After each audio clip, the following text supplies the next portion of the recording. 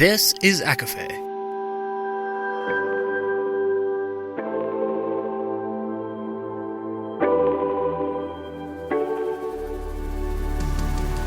Laura Marie and Jessica Marie proudly present A Court of Fandoms and Exploration, a podcast.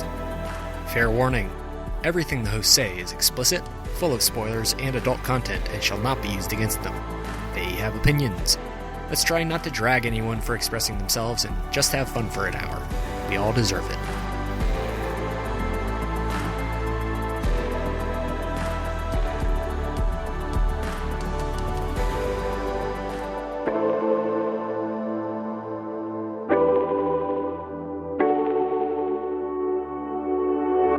Hi, everybody, and welcome to A Court of Fandoms and Exploration, your weekly deep dive into the YA literature and fandoms that we love. I'm Laura Marie. And I'm Jessica Marie. And today we are discussing Blood and Ash by Jennifer L. Armentrout. We will rise!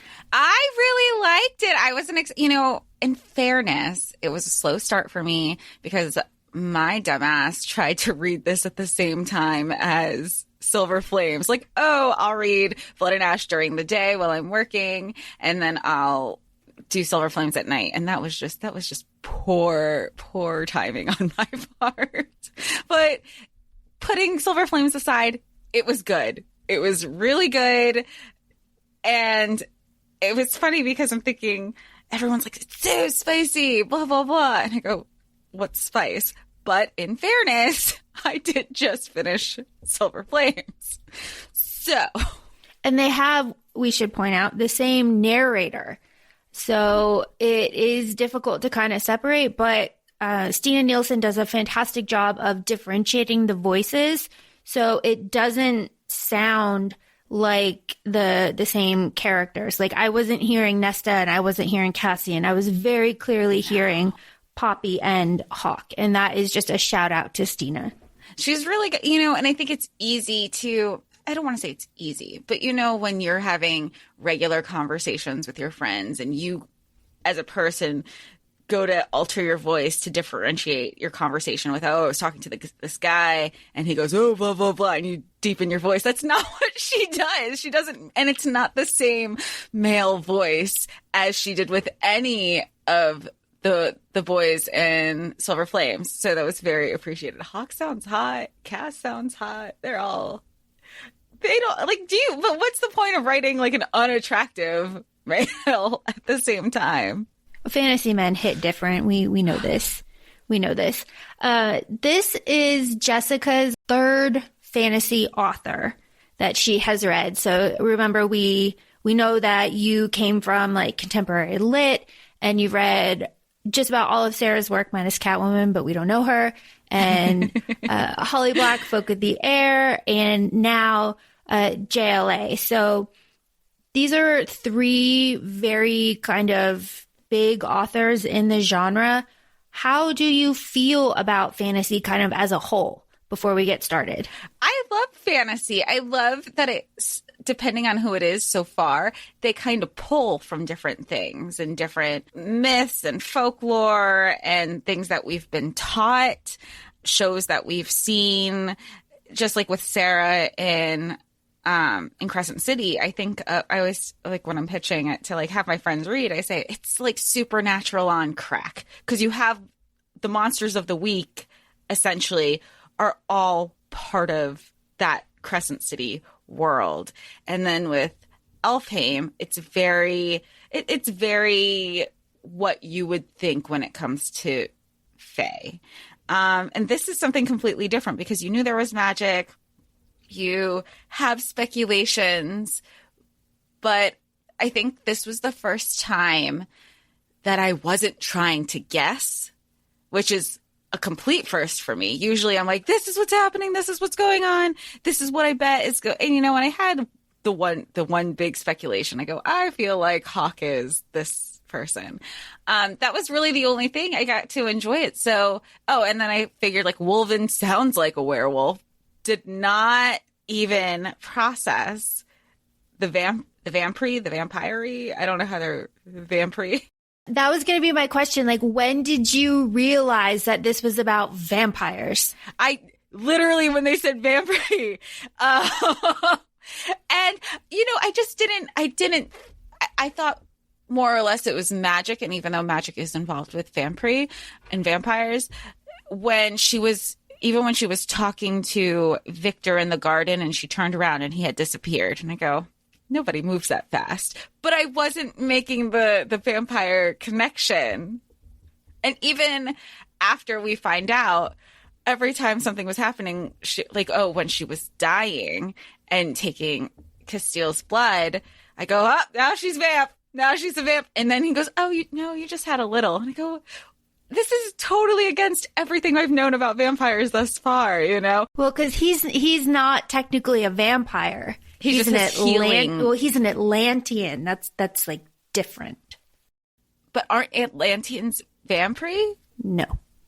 Okay, that's where my confusion was.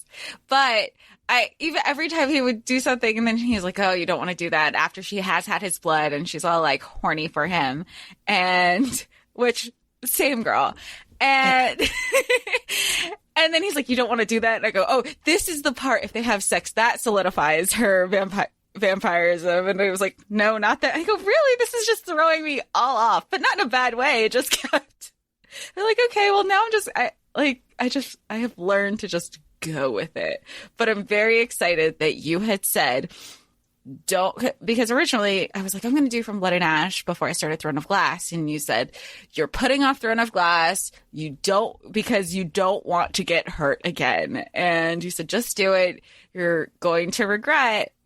Or you didn't say you're going to write. You said, just do it because the third book doesn't come out for a couple months and then you can just go right into it. So I finished this and then you said Flesh and Fire and then we'll go into Gilded Bones.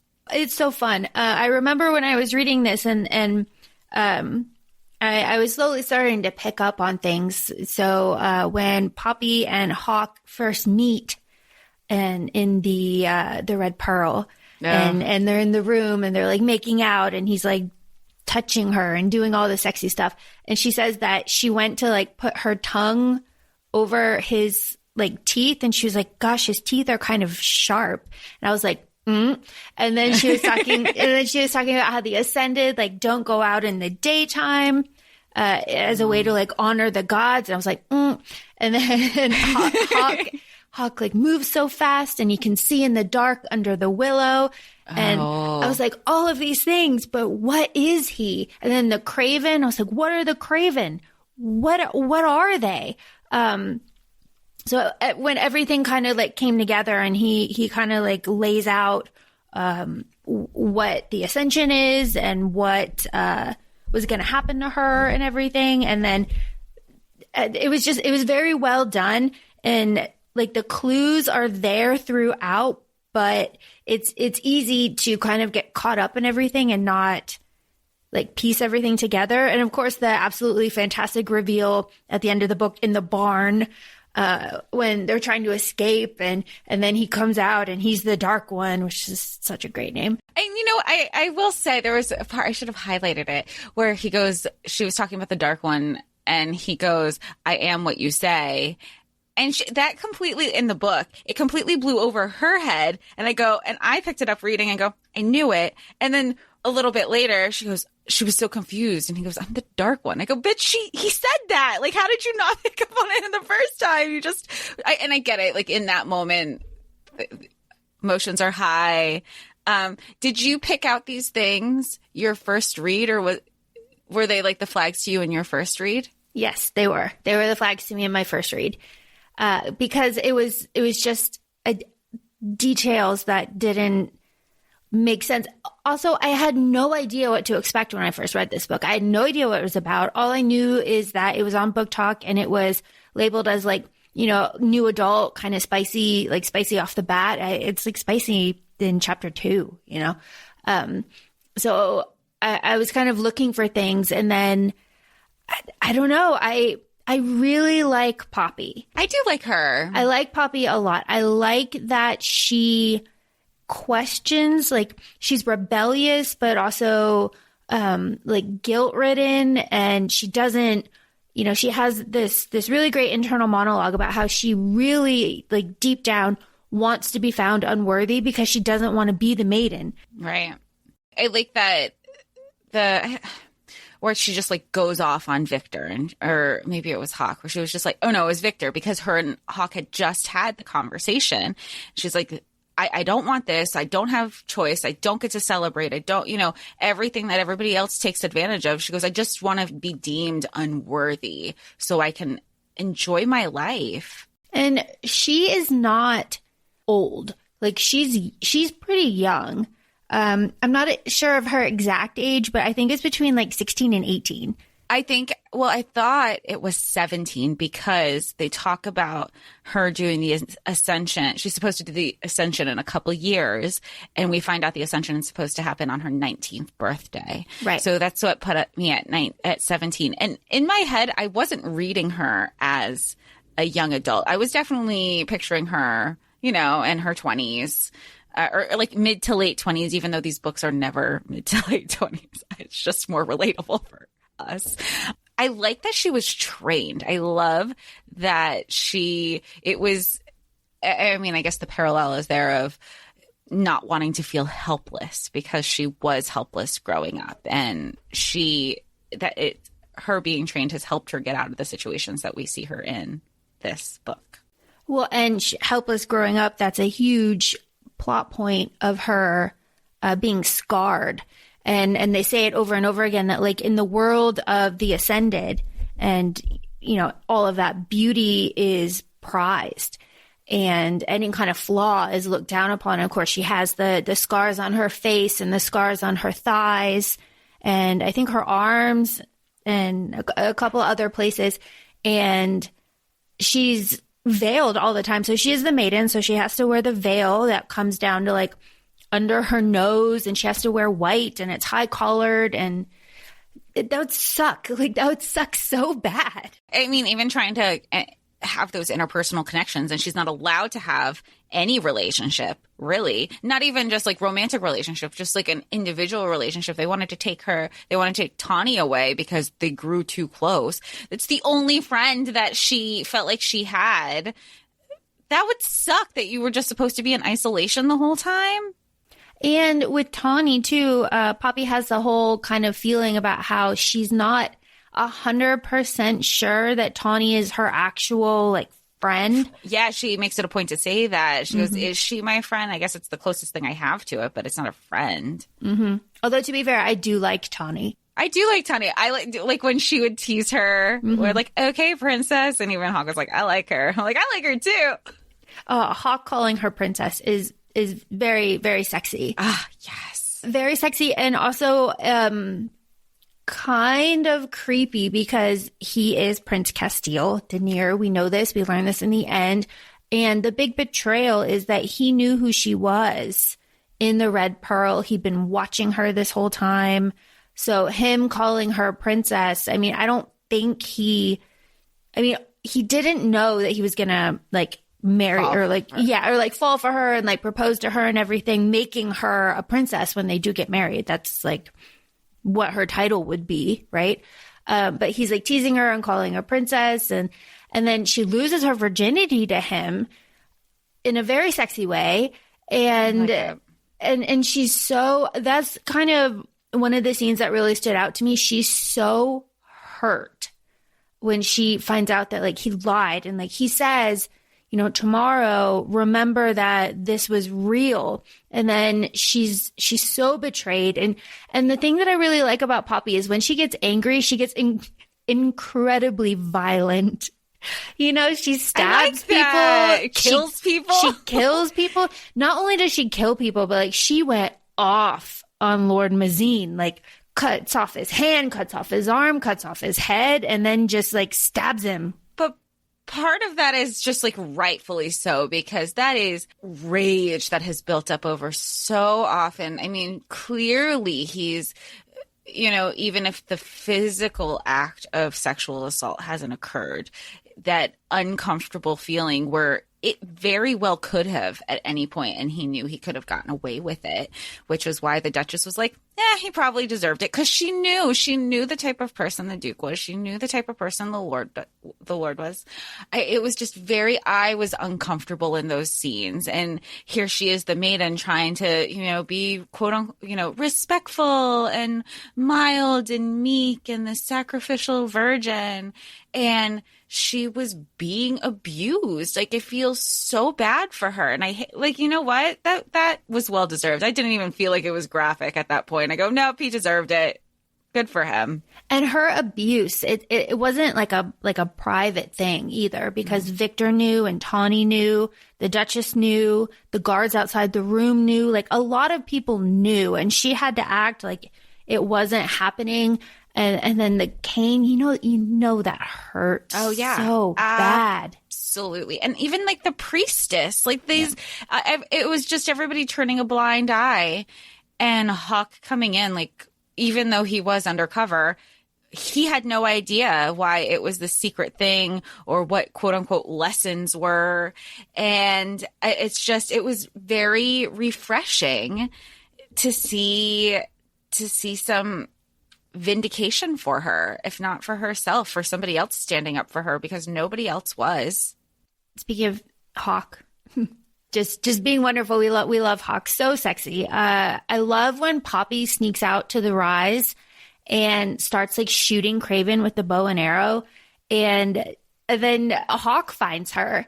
And they have this like kind of chase through the city. She's trying to get back to the castle, and he pins her. And then that's the reveal when he's like, I recognize you, obviously, as the girl from the Red Pearl. But also, I think he says like, Penelope or the maiden or Poppy. He calls her one of her names.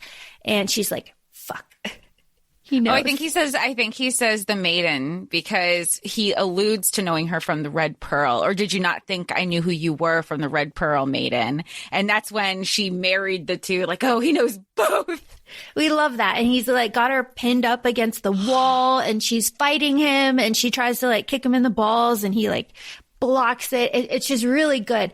And then we get, one of his fantastic lines is like, you're so violent, and also, what is it? Murderous little creature. Yeah. You're like a stunningly, what is it? What is it? I don't think I have it. It's like a stunning, murderous little creature. It's like, yes, call me that. Someone please call me that. Also, someone please buy me a thigh sheath. I need a dagger around my thigh. You absolutely stunning, murderous little creature. Yes. Like, thank you, Hawk. That is really good. I remember I saw that quote before even reading that. And I go, I don't know what. And I messaged you. And it was on a pair of joggers. I can't remember. And I go, I don't know who said this, what book this is from, but I want to be a stunning, murderous little creature. And that's when you said, oh, that's from Blood and Ash. It was so sweet. I just all his little innuendos throughout the whole thing. I couldn't just pick one. I loved when he goes, next time you're going to go out fighting, can you just wear a decent pair of shoes, and because different shoes are going to be the death of you, and that dress is going to be the death of me. It's like, swoon. Yes, please. Do men even talk like this? I like this TikTok where they said, do you like men, or do you like men written by female authors? I go, ooh. Ooh, yeah. So true. I love it. And Poppy stabs Hawk a few times. She throws her knife at him a few times. And the thing that I really love about Hawk is that he loves it. And she says, like, you're twisted. Like, this is so indecent. And he's really into it. Oh, yeah. Like, it turns him on. Yeah. Absolutely. Like, it's not just a casual Jude Carden thing. Like, this is his kink. Yeah, it is very much his kink. And we love that. I don't know. It's one of those kind of different characteristics that you don't see a lot. Like a really strong, powerful male character, not only loving a strong female character, but like actively like telling over and over again the character, like, yes, I love it when you do this. It's so hot. Like, fight me with this. It's just that communication that you hardly see. And you're really good about bringing that up. It's like, where's the communication? Like, there is not a doubt in Poppy's mind that he's attracted to her. Whereas, remember, with in ACOFAE, Feyre and Rhys, he's still telling her all this stuff, and Feyre's like, are you sure? And I think it's nice that he's also so vocal about how he feels about her, even though we know I can't even say it's a ruse, because even everybody working for him, they're like, you know what you're getting yourself into. Like, look at this. This isn't supposed to happen. Like, it wasn't supposed to go down this way. It's so... Like the Duke and the Lord and everybody else say, oh, she'd be so pretty if she wasn't scarred, if she wasn't this. And I hated that, because I also hate how there's so much emphasis from these people that beauty has to be physical, like has to be this physical attribute. And Hawk could clearly see, like, well, that is part of who you are. You're just as beautiful with or without them, and he didn't try to heal old scars when she was taking her blood. He didn't try to take away what she had. She's beautiful. And it's also like Rowan and Aelin, right? Rowan sees her scars and embraces them and loves her. And she's just so beautiful. And I really liked that was driven, that it doesn't matter your appearance, you're beautiful to the person you're beautiful for. And it's a scar on her face, and unfortunately, like, it's not something you can hide unless you're under the veil. But she also doesn't like the veil. There's a lot going on, and they just the Duke and the Lord and really everybody else just kind of tries to make her feel like shit because for something that wasn't even her fault. Right. The Duke says, like, half of you is a masterpiece and half of you is a nightmare. And then when Hawk becomes her guard after manipulating so many situations to get there, so many. I mean, we love a good planner, but damn. He looks at Poppy and he says, like, each half is as beautiful as the whole, something along those lines. And he says it in front of the Duke, kind of is like a fuck you, dude. And Poppy's really touched. And I think Tawny is also like, yeah, he said that vow to you and it was real hot. Yeah. Meanwhile, she's like, we've heard the vows. And it's the same vow from everybody, but the way he said it, it was like, that is more than a vow. And also when he said the vow, Poppy even said he didn't say everything verbatim. She goes, he said my name. He wasn't protecting the maiden. He was protecting me. And somebody die for me, man. So the name, I remember when I read this the first time, Penelope was a little bit hard for me to swallow, just because I think I was just used to Penelope, but also the thing that really kind of jarred me about this was the real names of places, like, thrown in with other places. And of course, like, Atlantia, all I think of is Atlantis, but that's not what it is. No. And this is set in, like, Carcedonia and Macedonia. Like, Macedonia was a real place, and, like, it really kind of threw me. So I had to look up the map because, I did this on Audible, and I was like, oh, okay, the Skotos Mountains. And then something that I caught this time around is they talk about the Stygian Sea or the Stygian Bay, and I was like, spiders, but that's not what it is. It's just a name. But it was just one of those things.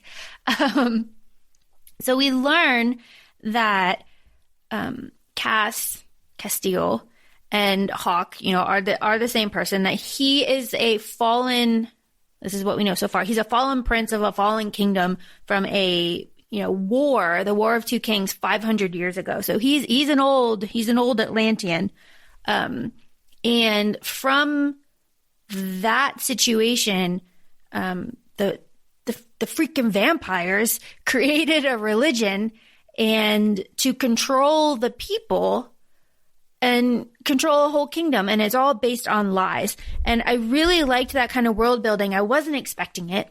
And, I figured that there were vampires. I figured the vampires were the Craven, honestly.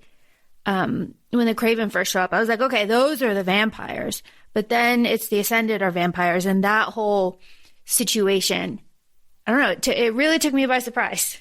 What I like also is that it felt like an effortless world building, if you will. Like, it made sense. Everything pieced together. You didn't feel like there was photo dumping. Things were sprinkled in throughout the book.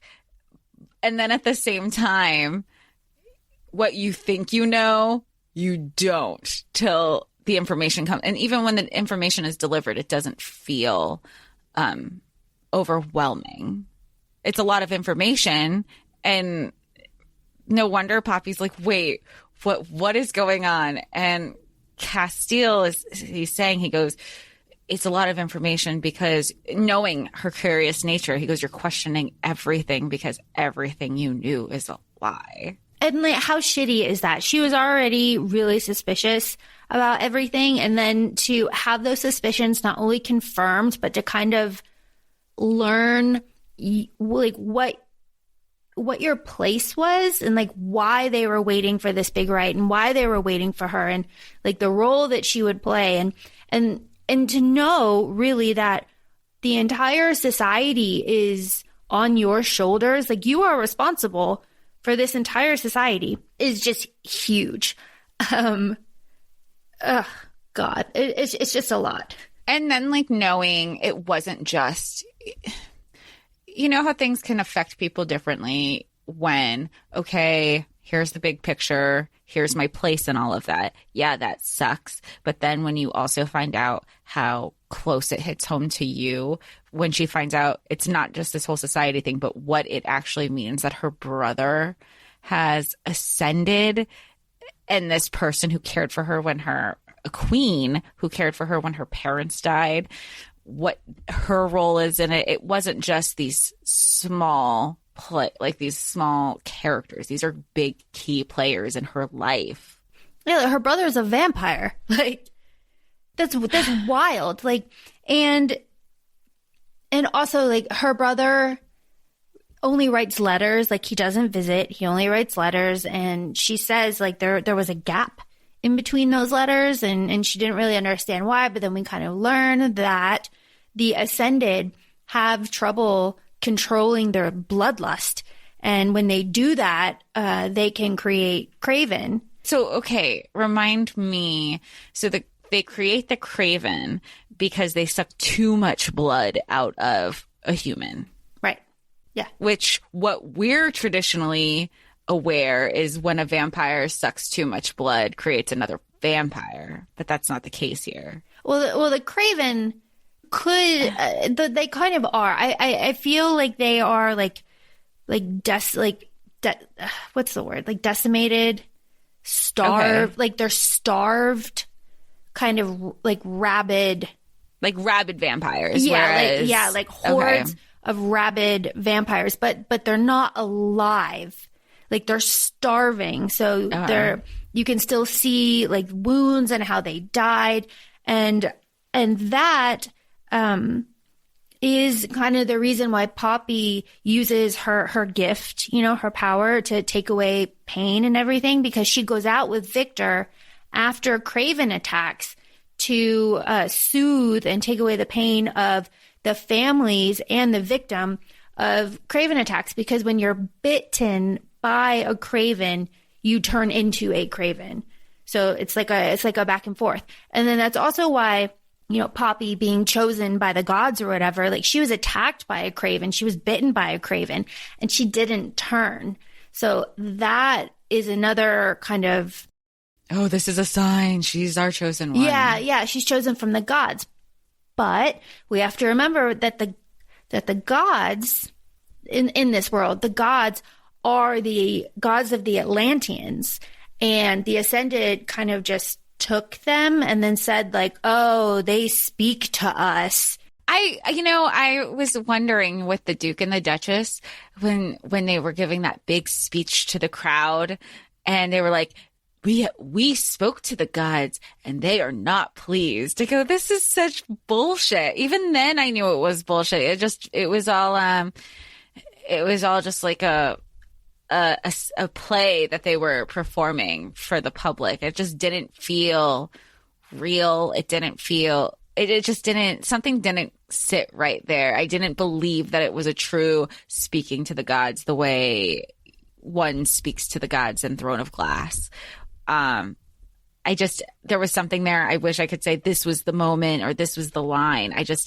Maybe it's just starting to become familiar with certain YA or, fantasy that I go, no, that's that's off. That doesn't seem right. Especially when the one guy, the Tumlis family, Tulis family, they were begging and they go, nope, the gods would not allow. But then this other part of me who's like dealt with HR is very, well, if you make the exception for one, then people are going to start arguing, making the exception for, well, you made the argument for him. Why aren't you making why can't you make the exception for me? And things start to spiral really quick. And thinking about politics and running a kingdom, clearly because I have experience, how quick things can unravel if you start doing that. So I felt bad, but I also knew like she can't do that. I want her to, but she can't. And the Tulis family is kind of a big supporting kind of characters in here because they had 2 children that died from mysterious blood diseases. Which now we know. Yeah, now we know is like uncontrolled feeding from the Ascended, which is crazy. They were babies. But then later on, after, the big reveal and Poppy's so angry at Castile and everybody else in Castile's, I don't want to say court because it's not really a court, but like his like band of merry thieves, Yeah. I just considered them like they weren't so much her guards, they were his guards, right? Disguised as hers. Yeah, we love like Kieran. We do. Okay. We do. I liked him. He's like the best friend, he seems like right now. But Phillips was so smart. I feel like Phillips was the one who caught on to everything. He goes, something's not right. Please trust me. And she had just slept with Hawk. So she's already like, I don't trust you. I trust this man that I love. I'm not going to trust you. And he goes, something's not right. Kieran, nobody has heard of him. And all of a sudden he's here because Hawk wanted him to be here. And Hawk all of a sudden went through all the ranks. And look how old everybody else is, how experienced everybody else is. And all of a sudden, here's this like hot thing over here. Kieran, I don't know if you've seen fan art of Kieran, but Kieran is hot. He's absolutely gorgeous. All of the Wolven are pretty hot, but Kieran, such a wolf thing. Yeah, we love Kieran. Are you going to talk about the scene where he walks in on her in the bathroom? Oh, I mean, there's so many scenes like that. There's Kieran. Or how about, and again, this is just me coming off of Silver Flames when he's like, he's like, oh, you sure you don't want to bathe?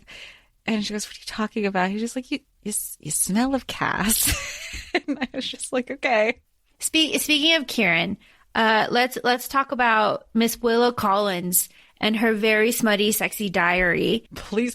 Oh, there was something that not only with the diary. Remember when the ladies in wait were in the garden and they were talking about the diary and they're like, I bet she would have written about Hawk, blah, blah, blah, because only the good ones go in her diary. And and then when we find out he's like 1,000,000 years old, I go, he's definitely in that diary. Oh, I hope so. I hope so. It hasn't been addressed, but I really hope so. There have been some teasers for the 3rd book, and the diary is featured. Yeah. So I haven't even, I've read it. I've read her quotes just because I follow JLA, but I have absolutely zero context. Yeah. So and I know it's probably playing off a lot more. I don't know who the characters are. I know there's a third, obviously, I know there's a third love interest, if you will. No. It's Kieran. Oh, I didn't know that. And it's not a love interest. Okay, so this is a good point. Sex interest? No. This is a good point. It's mentioned in this book that the Wolven are bonded to an Atlantean, right? Yes. And that Kieran is Hawk's bonded, like, so they're like partners. They're bonded. So if Poppy is to marry Hawk, then Kieran becomes bonded to her. I'm assuming. But like, what kind of bond? Exactly. And how do you Is it just like a establish plot such here? a... You know how at the end of ACOFAE, we find out like everybody in the court inner circle, they pledged their fealty to Feyre. Like, is that not the type of fealty pledge that Kieran did to Hawke? It's not explicit, but I would say that it is safe to say that it won't be a verbal situation. Wait, so when I read Flesh and Fire, I'm still not going to know? Right. I still don't know what this is. It's explained more in Flesh and Fire, like what it actually is and like what it entails, and there's a lot of teasing about it.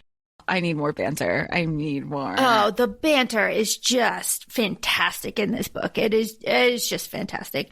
Like A plus, especially with the accent that Stina Nielsen gives Hawke. It's just like, I don't know.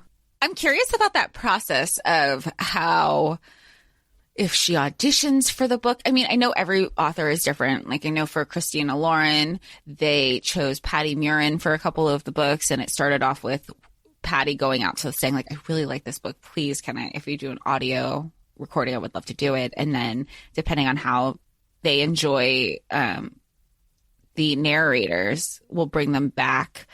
Just like SJM did Elizabeth Evans for all of her books. And then I guess she waited for her to become available again for Crescent City, you know, and plus there was like a nice little gap of time between to differentiate the characters. So I'm intrigued I'm just interested in how that process goes. Was she selected personally, or did she have to do character 1, do character 2, do character 3? That would be an interesting to understand that voiceover process as a narrator. Do a little research, a little background, see what we get. I want to circle back to the world building, and there's a setting in this book that really freaks me out, and that's the Blood Forest. The Blood Forest freaks me the hell out. You know, it's covered in animal bones. The trees I picture them as like red maples. I don't know if that's right, but they like, it's blood. They just like drip blood and stuff. That is so creepy to me. And then you've got the Barats, which I think of the I don't remember what they're called, but from The Princess Bride, the big somebody comment what those are called. Like the things in the forest, right? Yeah, that's what I picture them as, but I don't remember their name. And then we have our very sexy scene in the Blood Forest where Poppy can't sleep. She's cold. And Hawke comes up and he like lays behind her, and then he starts doing a little touchy, feely. And she has her first like orgasm, which like, good on you, Poppy. Good for her. I remember where I was going. I remember my train of thought now. But Kieran is right there.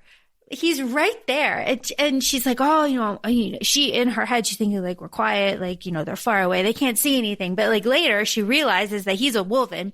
He can smell better. He can see better, and he can hear better.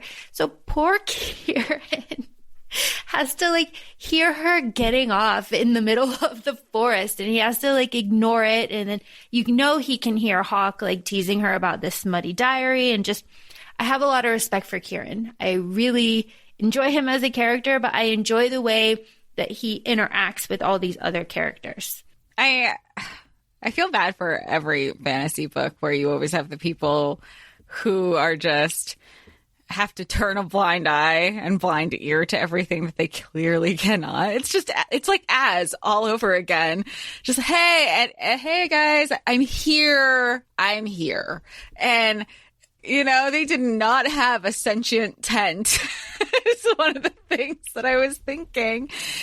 But I think at one point she was wondering if Hawke had compelled her to be quiet, because she was like, no sound came out, or he covered her mouth or something. I go, oh, that's an interesting take and thought process. Maybe, you know? Oh. And when she's like, I can't sleep. And he goes, I have an idea. Just say, I know something that'll make you really relaxed and you'll sleep great. It's like, yo. And he didn't, like, obviously he did things, but he didn't actually, like, touch her skin. Which I mean, like, hey. Everything was over the clothes. Yeah. It was like, everything was over the clothes. Like, really heavy petting. It's like, nice. Right. And he's good at what he does, obviously. And he didn't, ask for anything in return. Love that. We love that in a man. we love that in a man. So if we go back to the Toulis family, they show up again towards the end of this book. Mr. Toulis was going to fucking murder her. Yeah. In the cell. Like, he was going to deliver the blow that would kill her when there's a big blowout. A fatal blow. She was waiting for it. Right. And that is because and I really like the politics that were in play here. So Castile tells everybody, like, don't touch Poppy. She's off limits, right? But Jericho, and this was a really subtle kind of detail that was never actually acknowledged, but Jericho, the person that led kind of like the insurrection when Poppy was in the cells underneath the keep, Jericho was the assassin, I put that in quotes, that attacked Poppy killed Rylan. And he hurt Poppy. He smacked her or something. She had like a bloody lip or something. Right. And Hawk says, when he's still Hawk and still her guard, says, like, you got hurt. That will never happen again. And that was another kind of like click for me. But later, when we meet Jericho again, he's missing a hand. So Castile cut off the hand that hit her. And it's not. But Castile wasn't. Who was the person who threw the hand in the crowd? That was just dude. That was Jericho's hand. No, I put that as it was Jericho's hand. No, that hand was cut off of a Craven from the Rise. Yeah, from the Rise, just like one of the bodies from the Rise.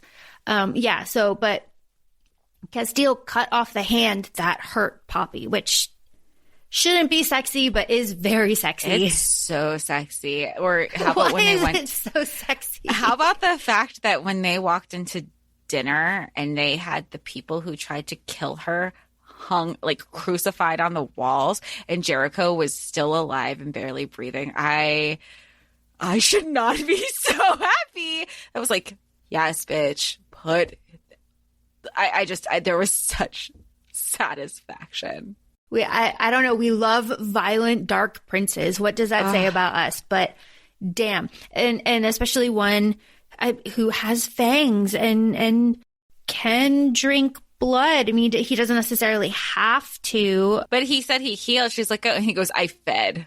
Feast on me, feed on me, whatever. I don't care. This is such a problem. But, there is a fascination. Of course, it has dulled now, but at one point, vampires were all the rage, right? We had True Blood, we had Vampire Diaries, we had the originals, we had Twilight, like, for a very long time. It definitely was something that was around longer than I think anybody expected to, especially, what is it, like 8? And then you still kind of have it trailing off with legacies now. I mean, it's not, but everything goes through waves. Just like, you have your comics, you have your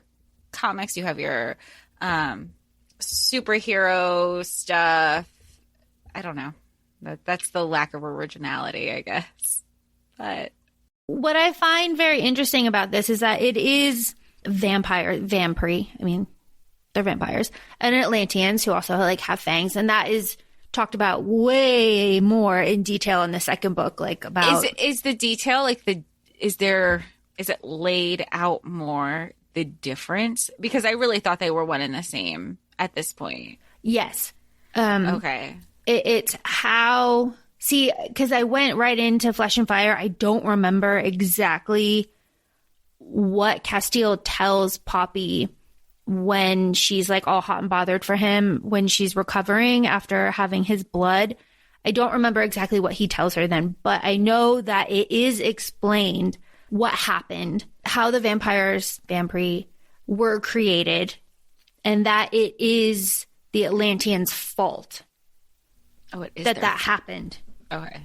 And like the Craven and all of that, like all of that is explained. The Atlantean society is explained. There's like tears and stuff, and like it's all very, very clear, which is interesting.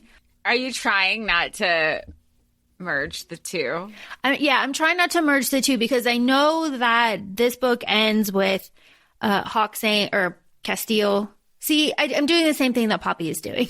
Right. She interchanges Castile and Hawk and Your Highness and, you know, the Dark One. Whatever. I love when she says Your High, like, and you know he does too. And he was like, I don't care what you're doing, just do that again. Yeah. Oh, so good. One of my favorite quotes from this book is something that Hawk says very early on to Poppy when she's out like doing her adventures and stuff. And he says that only the bad can be influenced. Because she's saying, like, Hawk, you're such a bad influence. He's like, only the bad can be influenced. And I really, really liked that. I like kind of the implications of that. And I kind of like the like teasing sexiness of that too.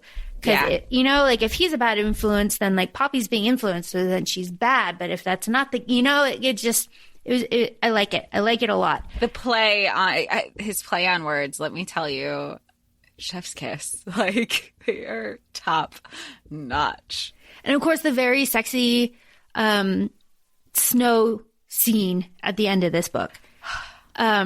Really unexpected. I think Poppy thought it was very unexpected too. Yeah, I mean, I have snow covering the ground here for going on 3 weeks. So I don't know what grass looks like anymore.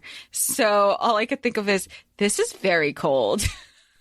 And she says that too. Yeah. She says it's cold. However, she's also saying like she feels his blood, like she's warm everywhere. And I mean, I'm sure that's for two reasons, not just his blood. So, hey, I'm sure the snow feels really good for her right now. Yeah, and she's like the shock of the snow on her back and then the warmth of Castile from the front was just like this overwhelming, like sensual experience. It was like, girl, I bet. And he smells of pine and spice. It's just like dark spice. Yeah, it's like, ooh. Yeah, right? Ooh. I don't know what it is about fantasy authors making sure that their male characters smell good, but I appreciate that. Absolutely. It really helps with the experience of it because, you know, yes, very, very good. Very, very hot.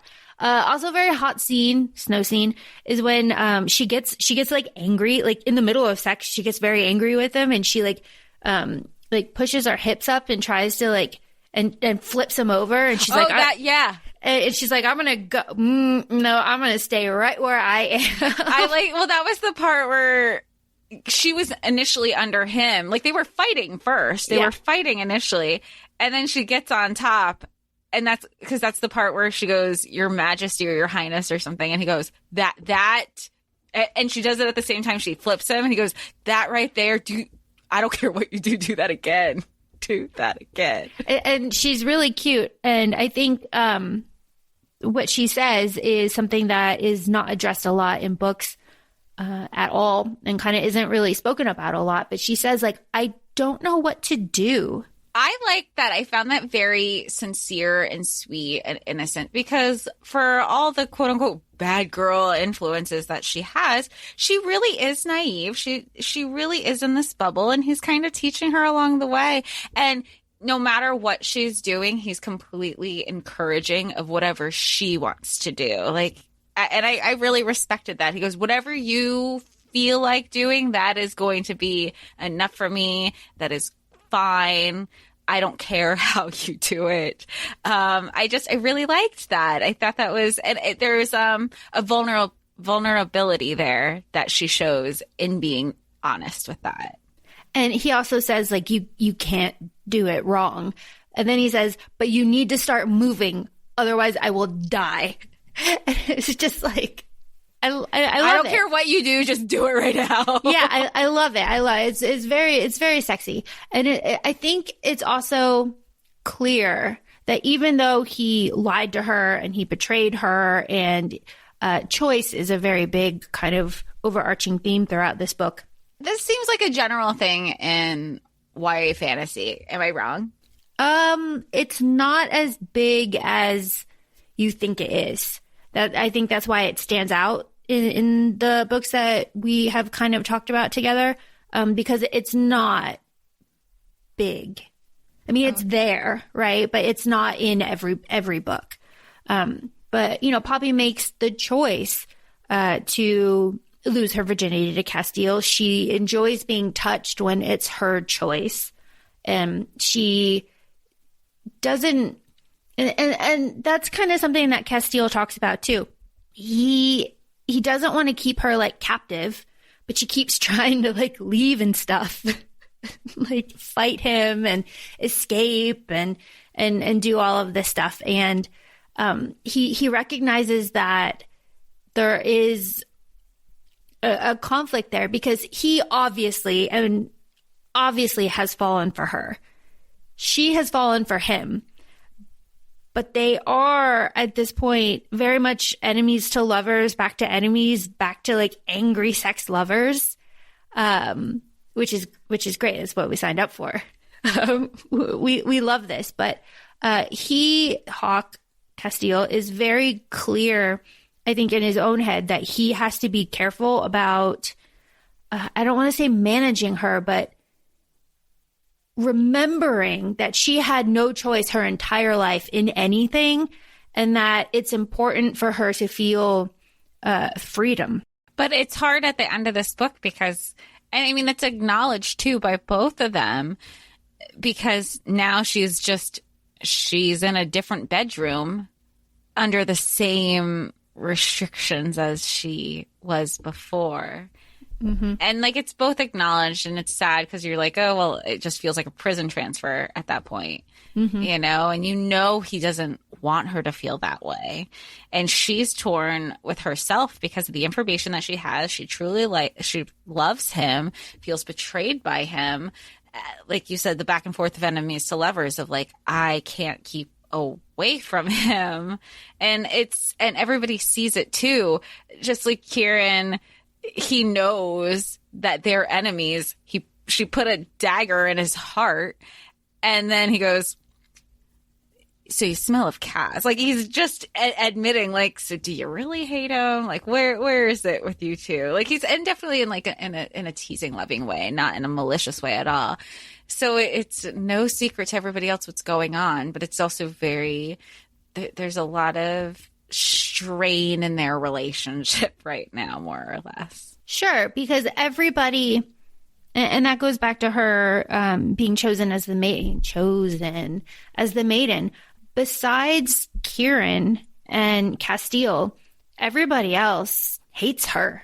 She is a symbol of this oppressive regime that, wiped out their society. But she really didn't know. And even mm-hmm. from the Mr. Toulis, he goes, you can't convince me that you just sat there and didn't know. And she didn't. She had no clue at all what was going on. Right. And she was even, and the thing I think that is so difficult about that is we know, because the book is in her perspective, that she was questioning everything. And when Hawk started to talk to her, like, well, why can't the, people that are given to the temples, why can't you ever see them? Like, if this all would go away, if the children given to the temples could visit their families like once a year. He was asking questions to get her to start thinking of questions too, like setting that up. I had a question, and I don't know if it'll be explained more, where people say, oh, their kids the third child goes to be ascended. Yes. The second sons and daughters get go through the rite to get ascended, because that's Tawny, I think. Because, and I think of this because of the Toulis family, because they had the two sons, and then the third son was the one that was supposed to go and be ascended or whatever. So I didn't know how many kids everybody was having. I go, there's a lot of kids running around. You're gonna have, especially if you have to give the third one to the Ascended? Or do you just stop at 2 and you don't give a third? I didn't know. I mean, maybe that's just me looking way too into it to understand the choosing of the Ascended. Well, it's a source of like population control, right? Like you have these vampires that need to create the illusion that this structure that they've created is all to please the gods, and then the gods gift the Ascended with the power to protect the people from the craven. So like that's like the society structure, and that you have to do all of these things or else the gods will be displeased and then the craven will come and like attack, right? And then the children that are given to the temple are just food, right? They're just food for the vampires, which is wild kind of when you think about it. Just I really like the world structure here. I like that Poppy has like powers, right? And I like that she understands that they are growing and maturing, and she thinks it's because it's getting close to her time to ascend, and that she's unsure about it and she's not supposed to talk about her powers, but she uses them, and I really like that. I like that she uses them. Again, she's told you're not supposed to use them. I like that she uses them, and she uses them for good. Like she's like, it's almost like a very deep empath. Like she feels what other people are feeling, and she just wants to take away that pain. I really like her. And you know what? I like how she's portrayed, and I know we keep saying this. She's a fighter. She's a lover. She's everything. She's, you know, and you don't have to, oh, I'm this fighter warrior with magic, so that doesn't mean I'm not this soft, caring person either. It's not one or the other when it comes to Poppy. She's all of these things. She's, you know, she's human in a way of like how, you know, you're not going to be one way or the other. And I think it's really refreshing compared to like other female protagonists that we've met. Something else that I really like about this story in general, but I mean, it's about Poppy, is that she is initially really repulsed by the thought of drinking Castiel's blood, like when she's dying, right? He like cuts open his wrist, which is what everybody does in vampire movies. And he's like, drink. And she's like, no, gross. And then she smells it and then drinks it. And she's greedy. Like she wants more, and she describes the taste and like how it was like something that she had been missing her whole life, and she never realized that she was missing it. And I mean, it makes her all hot and bothered, but it also like makes her feel strong. And then, you know, Castiel does bite her, which she secretly loves. Like she touches it, and like whenever she like thinks about it, she gets like all hot and bothered. So I like this book because it has a lot of like vampire tropes, but you don't really realize it until the end. Mm-hmm. And I think that's great. I really enjoyed this book. I wasn't expecting vampires. I wasn't expecting a complex like society structure. And I was very pleasantly surprised. And of course, Flesh and Fire was my favorite new read of 2020. So I'm excited to dive into that as well.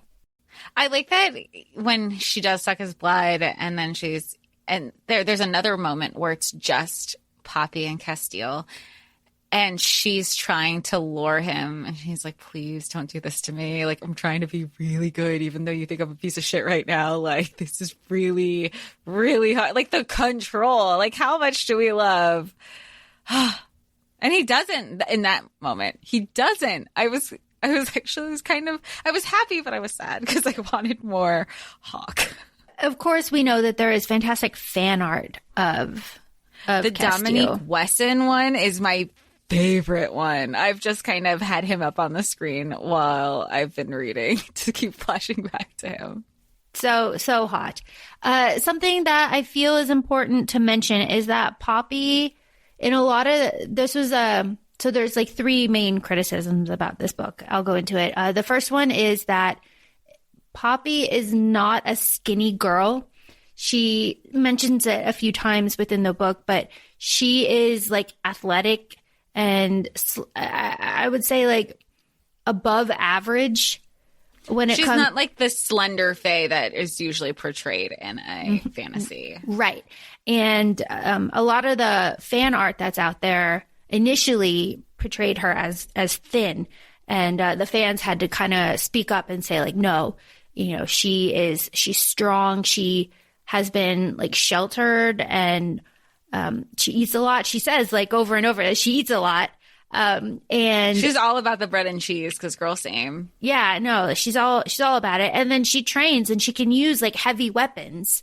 And she climbs things and, you know, she shoots the bow and arrow. So she's got a lot of like muscle on her frame. And so the fans really stepped up, and now the fan art is a little bit more, accurate about her. And we love that. Is there a particular artist that you feel depicts in your mind Poppy the best physically? I can't think of anything off the top of my head. Yeah, I've seen the one, and I remember when I started reading, because I was thinking of The Mask initially, and I was thinking of like from chapters 1 or 2, I go, is this what she's wearing? And it was like her in a veil and all this stuff. She'd go, no, she's at the Red Pearl. She wouldn't. That is the maiden. Nobody's supposed to know the maiden is there. Yeah, it's different. So yeah, Poppy's body, I guess, is the first criticism. The second and the third are how Tawny and the Wolven are portrayed as, I'm gonna say black, but it's not quite clear. It's like dark brown, like chocolate, you know, the words that writers use. And how Tawny is basically like a lady's maid to the maiden. Oh. And how Kieran is like bonded to Castile, and like the race difference and how that's not great. I think it's important to acknowledge that and put it out there. We are aware of that, but has the author acknowledged? You know, I'm not sure if JLA has acknowledged it, but I know that there are people very angry about that and people that can speak on it better than I certainly can. So if you are interested in following up about the race depictions in this book, then I would recommend kind of just doing your own Google search and doing your own research about it, because it's not something that I have any expertise to speak on. So I'm going to refer everybody to do their own research about it. But it's important to acknowledge that that is a major criticism of this series. I didn't even pick up on, I didn't even have I think part of it's because I didn't have a visual for Tawny and the Wolven. I didn't have one at all. I knew Hawk, I knew Poppy.